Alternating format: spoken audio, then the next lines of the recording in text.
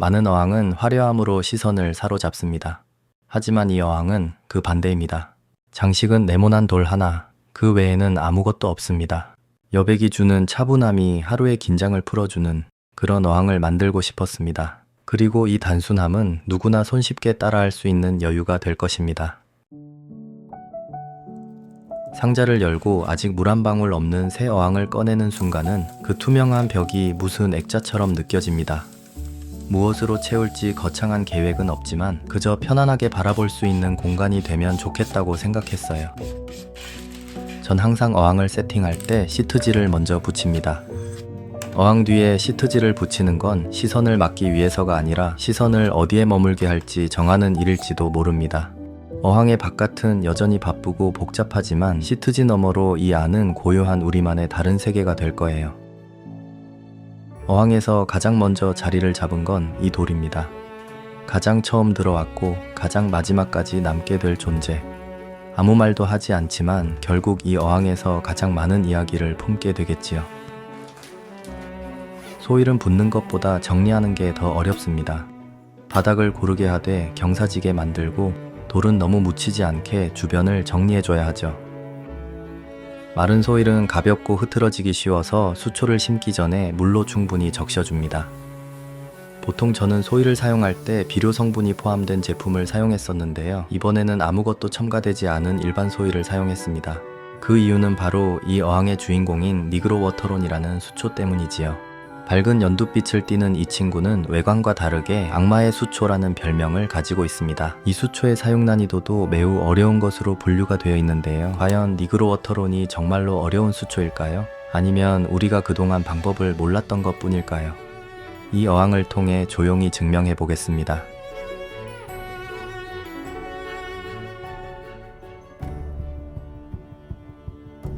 이 수초가 어렵다고 하는 첫 번째 이유는 뿌리가 거의 발달하지 않아서 위아래 구분이 어렵다는 점입니다. 이렇게 아래쪽을 살펴봐도 뿌리가 보이지 않는데요. 그래서 어느 방향으로 심어야 할지 혼란스러울 수도 있습니다. 사실 이 수초는 뿌리가 없는 것이 맞습니다. 늪지나 습지처럼 양분이 거의 없는 환경에서 살아남기 위해 뿌리 대신 미생물을 잡아먹는 방식으로 진화해왔죠. 그래서 이 수초는 양분이 많은 토양이 오히려 적합하지 않습니다.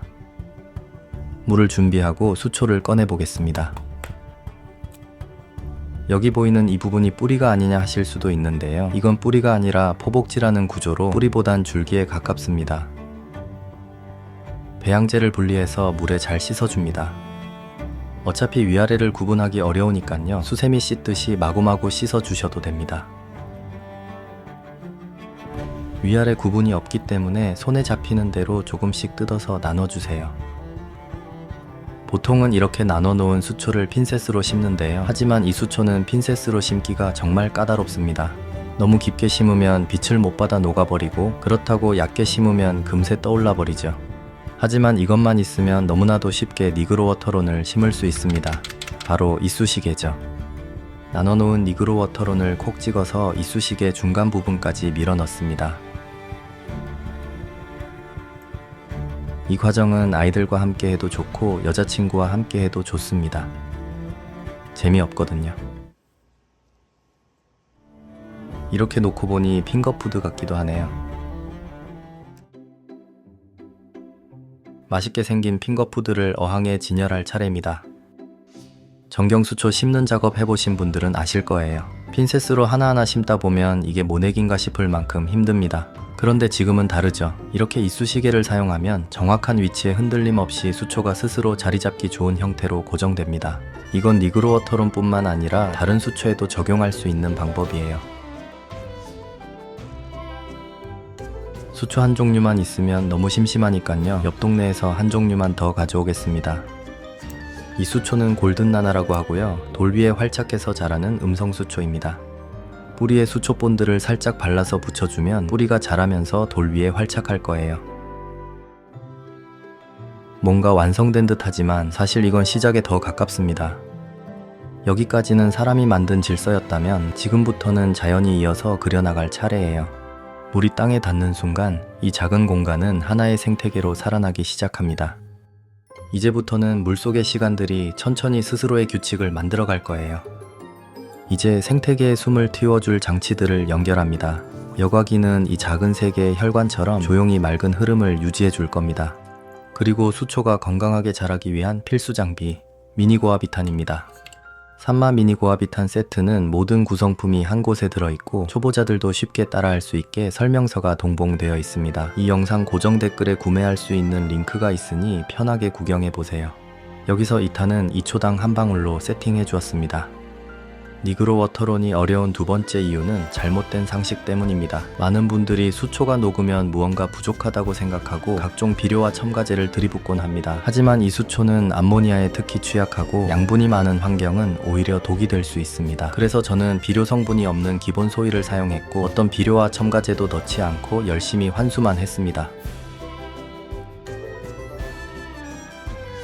수초들은 저마다 러너를 뻗어가며 세력을 넓혀가고 있고 주위로 슬러지가 생기기도 합니다. 이 슬러지는 세팅 초기에 생기는 자연스러운 현상인데요. 새우들이 환장하고 먹는 영양 간식입니다. 새우들은 어항에 들어가자마자 열심히 무언가를 주워 먹고 있네요. 과연 새우들이 이 슬러지를 전부 먹어줄까요? 3일이 지났습니다. 슬러지가 언제 있었냐는 듯 깨끗해졌네요. 이제 슬러지가 없으니 수초들이 좀 더 열심히 러너를 뻗을 수 있을 것만 같습니다. 러너를 자세히 보시면 동그란 주머니 같은 것이 보일 거예요. 니그로 워터론은 뿌리 대신 포충낭이라는 작은 주머니를 가졌습니다. 물속의 미생물을 그 안에 가둬서 질소나인 같은 영양분을 스스로 얻는 아주 특별한 방식을 택한 수초지요. 슬러지가 모두 없어진 이후에도 새우들은 열심히 무언가를 먹고 있나 봅니다. 골든 나나 위에 똥을 싸놨네요. 똥을 치우러 스포이드를 출동시킵니다.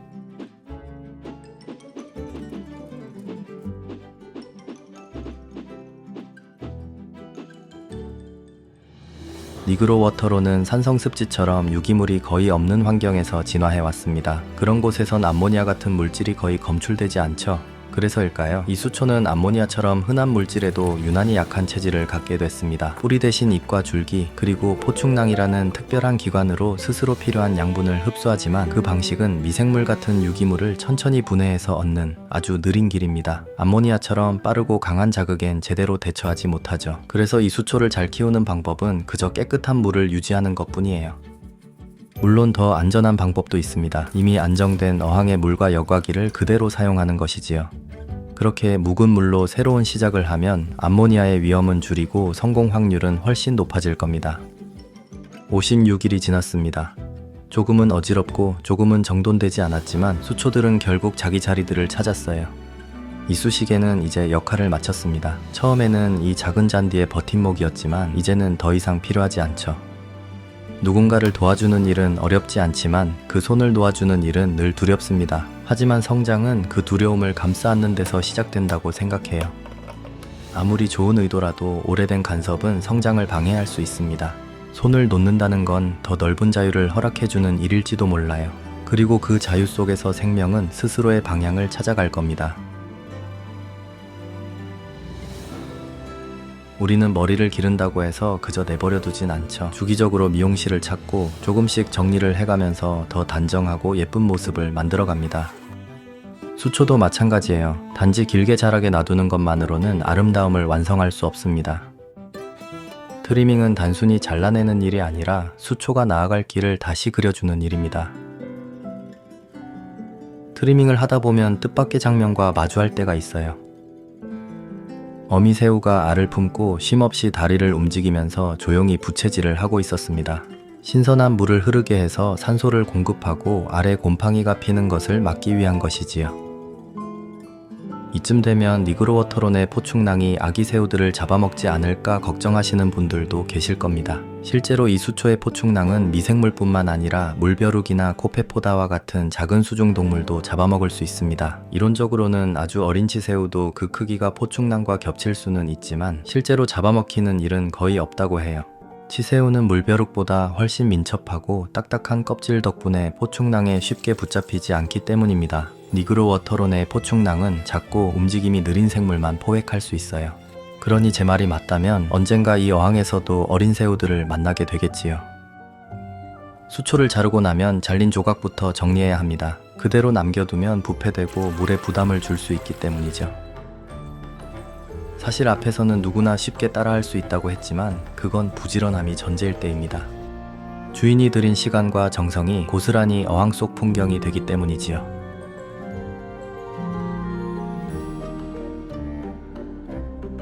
어항 벽에 벌레 같은 것이 생겼습니다.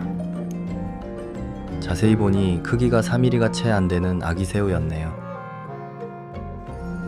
어미 새우들은 계속해서 알을 품으며 아기 새우들을 낳고 있었습니다. 다른 한쪽에서는 새우 2마리가 방금 탈피한 껍질을 두고 힘겨루기를 하고 있네요. 새우가 탈피 껍질을 먹는 데에는 여러 이유가 있습니다. 포식자에게 흔적을 남기지 않으려는 본능, 그리고 껍질 속에 있는 키틴질과 칼슘을 효율적으로 흡수하기 위한 생존 전략이죠. 트리밍이 끝난 자리는 잠시 숨을 고르는 듯 하지만 그 아래에서는 쉬지 않고 잎과 줄기를 뻗고 있었습니다. 새우들은 날이 갈수록 그 수가 늘어났고 각자 벽에 매달려서 작은 집게로 쉼없이 펀치질을 이어갔습니다. 그리고 그곳에 새로운 이웃이 찾아왔어요. 바로 코리도라스 하스타투스라는 물고기들입니다. 이들은 주로 무리지어 다니는 습성이 있는데 순하고 온화해서 새우들과도 잘 어울릴 거예요. 100일 전 몇 불이 되지 않던 니그로 워터로는 바닥 전체를 덮으면서 하나의 초원이 되었습니다. 누군가는 부드러운 초원 위를 뛰어다니고 또 다른 누군가는 돌에서 조용히 숨을 고르기도 하죠.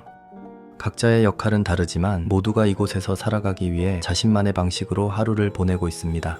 바닥을 청소하는 새우, 여유롭게 헤엄치는 물고기, 그리고 그 아래에서 조용히 숨을 쉬고 있는 연두빛 잔디까지 크고 작은 생명들이 함께 어우러져 이 작은 수조는 하나의 완전한 생태계를 이루게 되었습니다.